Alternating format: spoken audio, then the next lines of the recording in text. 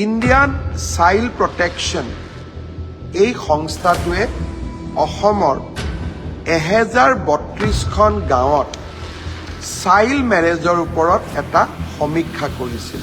মই প্ৰতি 6 মাহৰ মূৰে মূৰে চাইল্ড মেৰেজৰ লগত জড়িত লোকসকলক আমি গ্ৰেপ্তাৰ কৰোঁ, আইনৰ ওচৰলৈ লৈ যাওঁ। बे समाव सांग्रांथि गोनां मोनसे रादाब रायजोनि गिबि मन्थ्रि डक्टर हिमन्त बिश्व शर्माया जुलिखौ लानानै होदों मोनसे सांग्रांथि। आसामखौ गथ'सा जुलिनिफ्राय उदां खालामनो थांखि गिबि मन्थ्रिया। रायजोआव फिन आरोबाव गथ'सा जुलिनि हेंथायै गोख्रों सांग्रांथि होदों गिबि मन्थ्रिया। जुदि सोरबा उन्दै हिन्जावसाखौ जुलि खालामनो थांखि लादोंब्ला नैबे रादाबखौ आबुङै नाय, नङाब्ला नोंथाङा जानांगोन जोबथेसालिनि आलासि।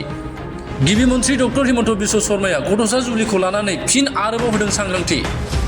उन्दै हिन्जावसाखौ जुलि खालामग्रा फिसायफोरखौ गिबि मन्थ्रिया जोबथेसालिनि आलासि खालामनो आरोबाव थांखि लाबावदों।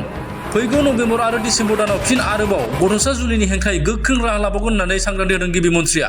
मख'नो गोनांदि गथ'सा जुलिनि हेंथायै गोख्रों राहा लानायनि उनाव आसामाव गथ'सा जुलिनि अनजिमायाबो बाङाइ जादों होननानै गिबि मन्थ्रि डक्टर हिमन्त बिश्व शर्माया फोरमायथिदों।